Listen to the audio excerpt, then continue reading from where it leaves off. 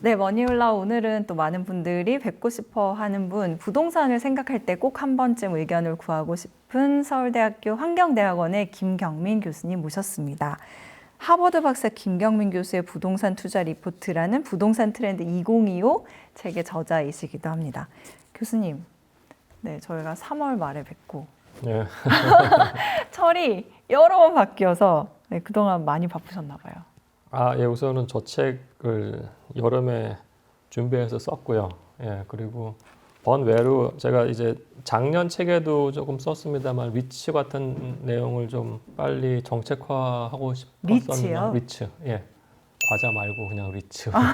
네, 리츠 크래커 말고 리츠. 예, 리츠. 아, 네. 그래서 이제 한국은행이랑 같이 그 리츠 정책을 좀 설계를 해서 11월 초에 이창용 총장님 발표하신 그 리츠를 같이 만들었어요. 예. 매우 최근 일이네요. 예, 맞습니다. 그리고 그 다음에 이제 저희 대학원에서 블록체인하고 블록체인요? 예, ESG랑 같이 제가 봐서 이 두 개가 이제 커먼 에리어가 있어가지고 둘 간의 어떤 접합점에 관한 약간 포럼을 열어서 그 관련된 준비. 바쁘시다고 듣긴 들었는데 역시 바쁘시네요. 예.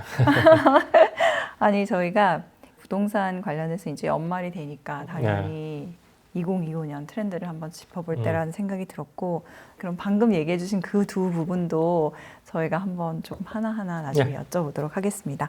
특별히 트럼프 대통령 당선 이후에 부동산에 대해서도 이제 앞으로 어떻게 될 거냐 간단하게 개괄해 주신다면 어떻게 흘러갈 것 같으세요? 그러니까 우선 트럼프 대통령이 교수님 예상하셨죠? 당선을. 우선 제가 그 미국 그 대선에 관심이 있어서 제가 작년 초부터 좀 트럼프는 개인적으로 좋아하는 사람은 아니기 때문에 그 로버트 F 케네디 주니어를 제가 지지를 했거든요. 근데 그분이 이제 지난번에도 말씀해 그 주셨어요. 민주당 쪽에서 후보로 나오려다가 민주당이 제가 봤을 때 굉장히 비민주적이에요. 하는 게.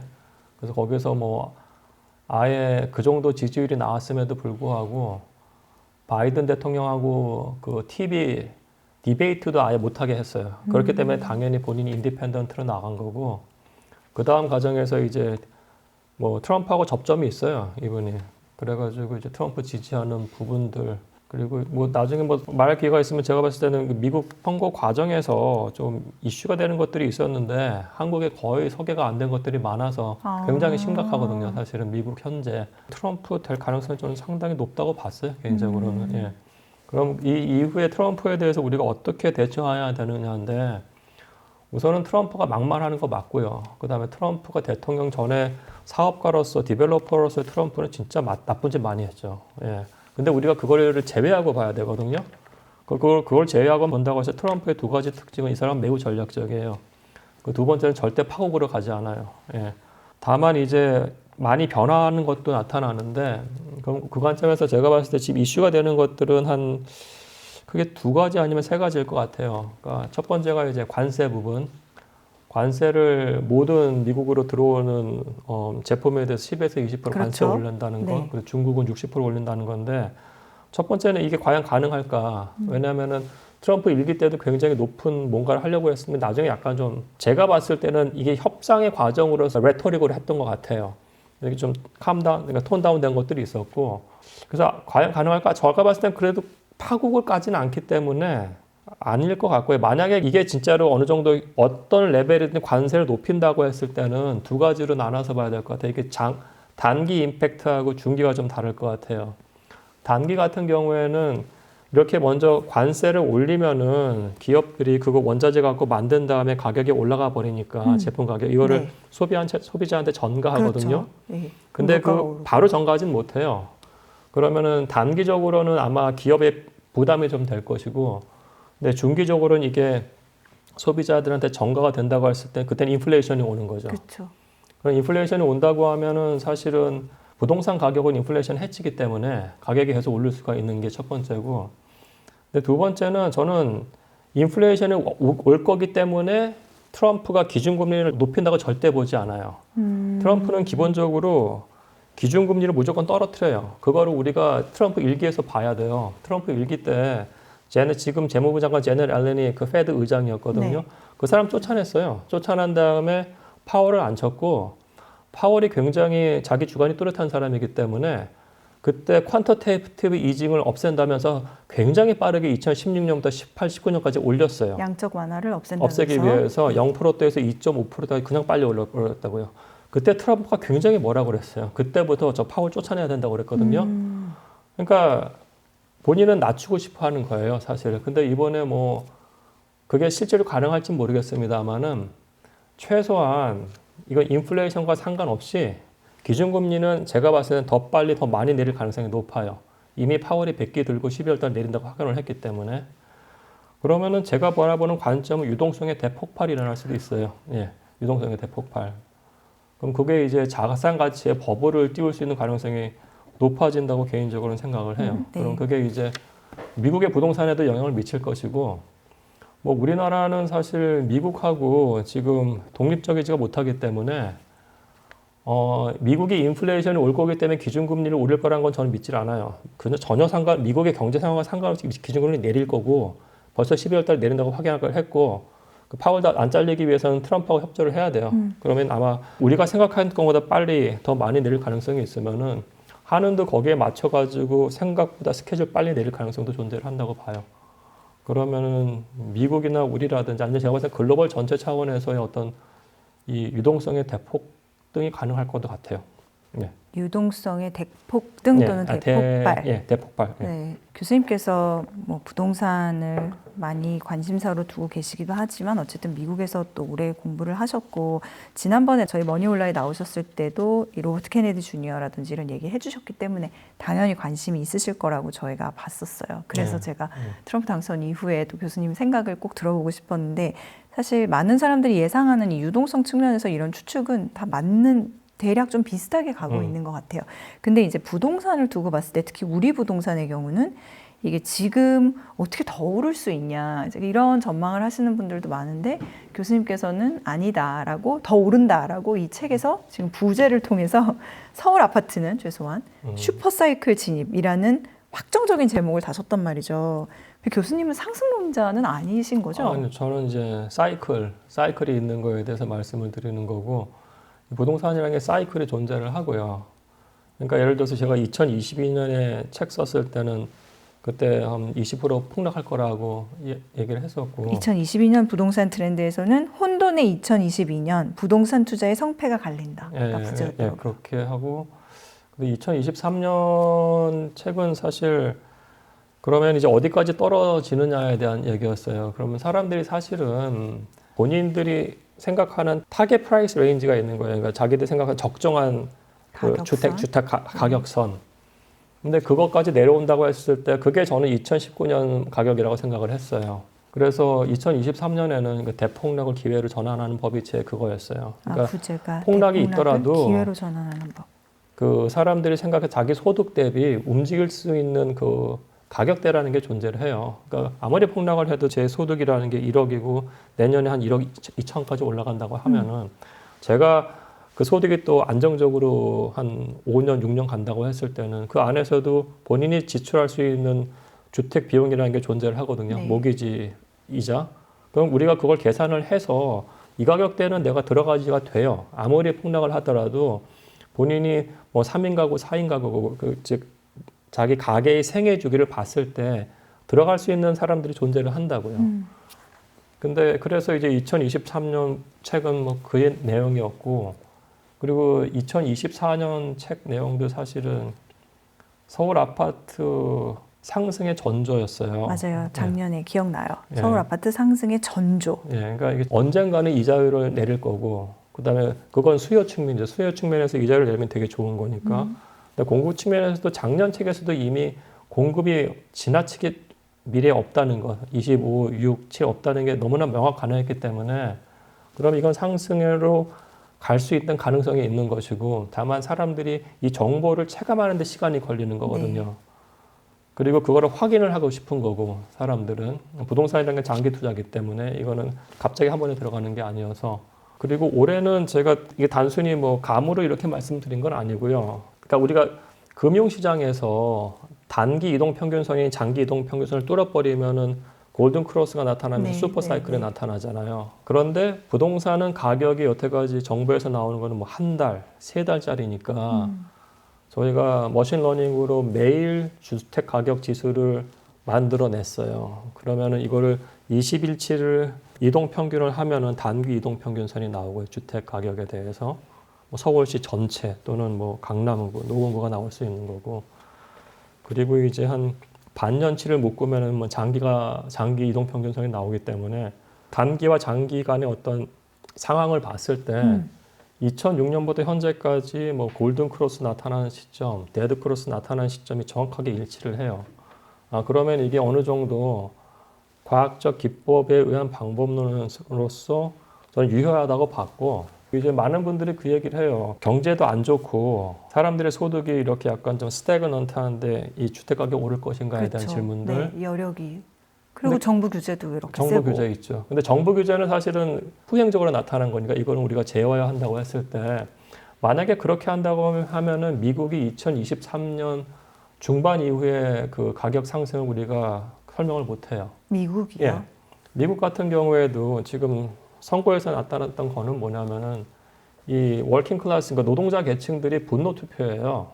미국 지표 좋아요. 미국 GDP 우리나라보다도 지금 성장률 높고요. 미국이 그 큰 나라가.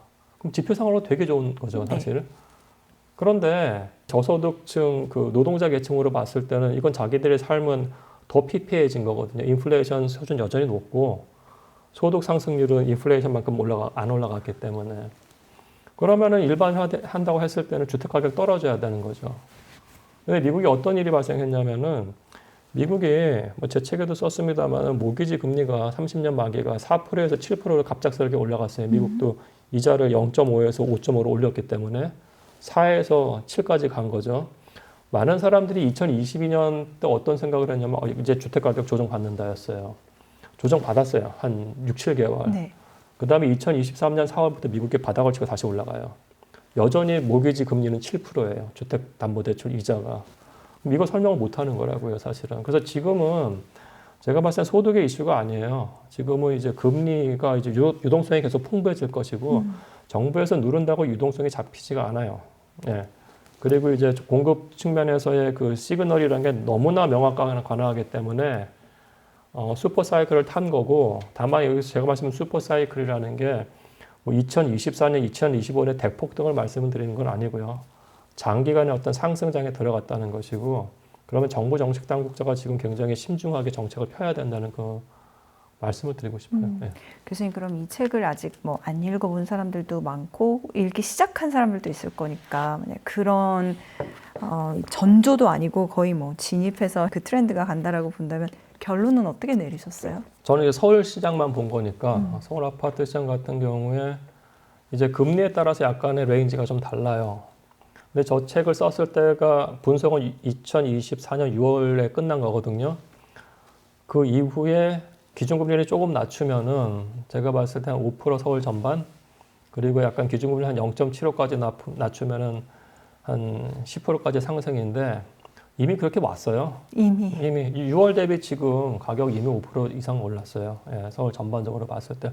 물론 이건 있어요. 강남이라든지 이쪽 좀 부자 동네에서 고급 주택가에서 가격이 많이 올라면서 평균 자체가 오른 건 있죠.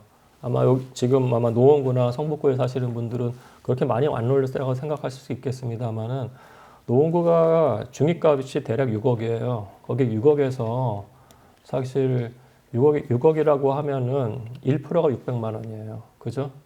그럼 600만 원, 1000만 원 오르는 건 사실 쉬워요. 어떻게 보면은요. 따라서 본인들이 느껴졌기에 약간 좀 덜 올라갔다고 생각하실지 모르지만은 호가 자체는 6월 대비 지금 오른 건 맞아요. 그래서 아마 모든 지역에 대해서 아마 제가 봐서 슈퍼 사이클 탄 거는 부정할 수는 없을 것 같고요. 다만 이제 많은 분들이 그럼 대출 규제 이렇게 한데 가겠냐에 대한 부분에서 우리가 이거를 조금 2x2 매트릭스로 봤으면 좋겠어요. 그러니까 우리가 주택 정책에서 수요와 관련된 정책이 있고 공급과 관련된 정책이 있어요. 그리고 이제 하락기하고 상승기가 있는데, 네. 하락기에 주택 수요를 쓰는 정책은 하락을 막으려는 정책이죠. 그렇겠죠. 그러면 그게 이제 작년 초에 나왔던 특례보금자리론 같은 거예요. 인센티브 주택 상품을 내놔서 더 싼 가격에, 그리고 LTV도 80%까지 해놨기 때문에 주택을 사라는 거죠. 그러니까 하락기에 주택 수요 상품은 작동을 해요. 왜냐하면은 금리 좋은 상품이 나왔으니까. 네.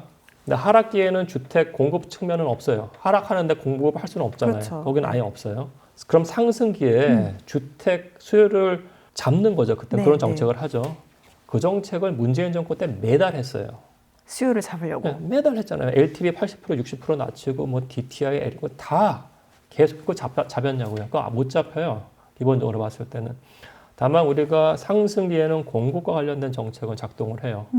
그거를 우리가 노태우 정권 때 확인을 했고 그다음에 MB 정권 때 확인을 했어요. 상승 때 공급을 가지고는 그걸 잡을 수가 있다. 그럼요. 상승기. 왜냐하면은 특히 MB 정권 때 같은 거 약간 평가할 만한 게 뭐 사실 개인적으로 저는 그런 것도 약간 좀 반대합니다만은 기축 시장에서의 관심을 분양가가 30%가 디스카운트 되니까 이게 다 일로 분양 시장으로 옮겨버린 거예요. 공급을 하면서 수요까지 일로 시프트 시켜버린 왔어요. 거죠, 사실은요.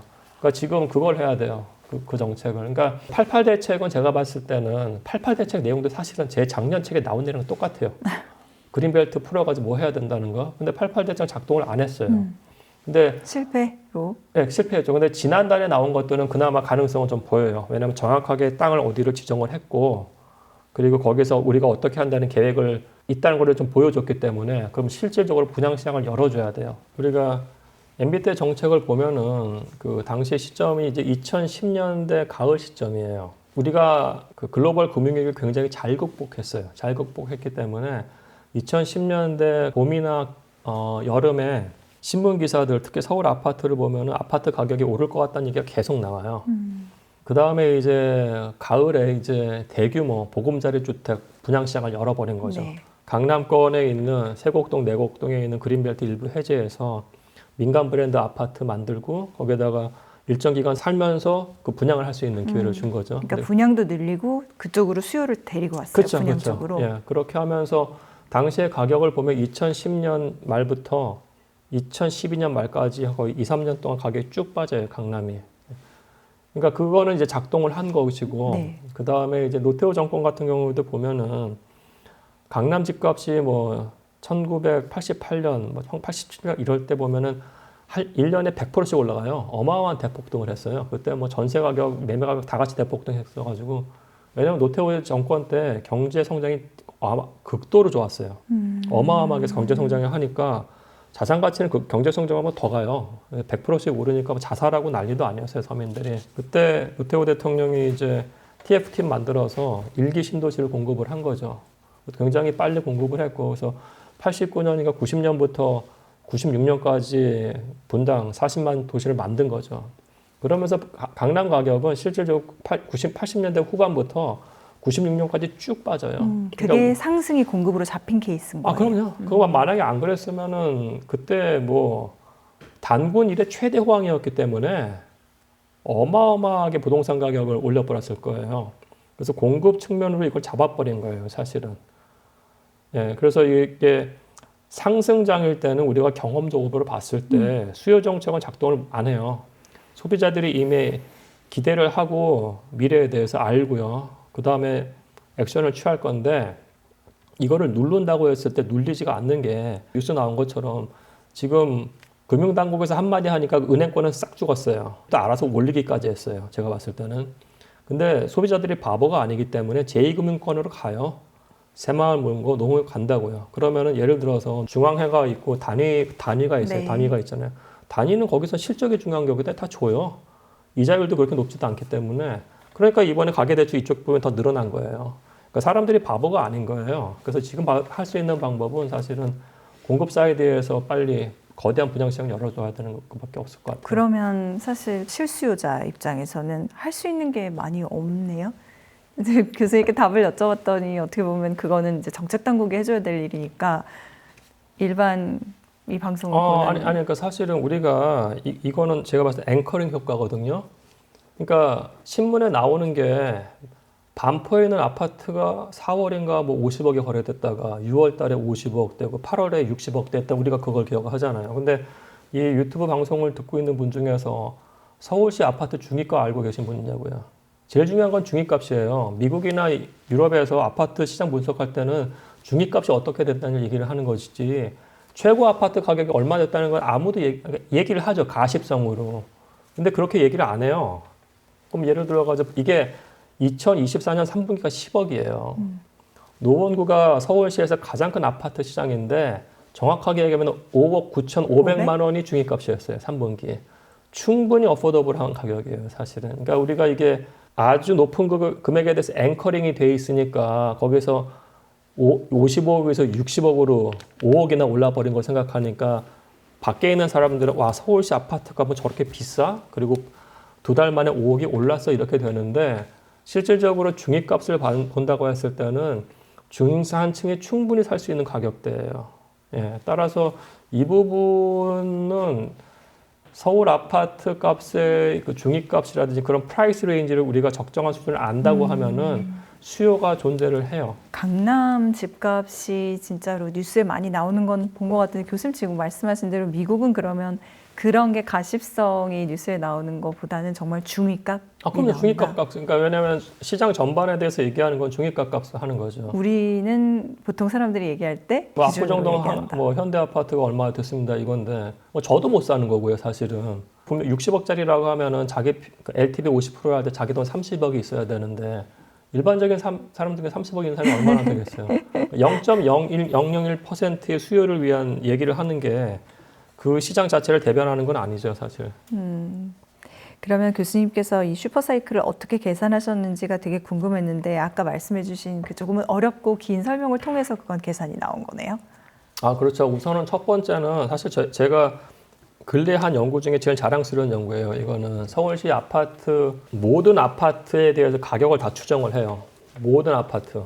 그러면은 아파트가 한 160만 채 정도 있나? 다 추정을 한 다음에 이걸 다 묶어요. 다 썸을 해버리면 그게 지수가 되는 거예요. 100으로 넣는다고 했을 때. 그럼 이렇게 가는 거고 모든 아파트 지수를 다 그러니까 공간적으로도 그렇고 시간적으로도 우리가 머신러닝이 준 축복이기 때문에 일일 단위로 우리가 가격 지수를 만들 수가 있어요. 이건 엄청나게 어려운 일이에요. 그 다음에 뭐 단기 이동평선과 장기 이동평균선 만드는 건 상대적으로 쉬워요. 다만 여기서도 중요한 건 뭐냐면은 단기를 어떻게 볼 것인지 20일이냐 30일이냐 장기는 뭐 4달이야 5달이야 6달이야 그거를 이제 거긴 연구자의 주관이 들어갈 수가 있겠죠. 그리고 이제 이런 그 지수가 중요한 거는 뭐냐면은 서울시 전체 지수 당연히 만들고요. 네. 노원구만 딱 발라가지고 노원구 지수 만들 수 있고 강남구 지수 당연히 만들고 헬리오시티 지수도 만들 수가 있겠죠. 그죠? 그 다음에 뭐 역삼동에 있는 레미안 역삼 아파트 지수도 만들 수가 있는 거고 그래서 다양한 지수를 만들 수가 있어요. 이렇게 되면은. 예.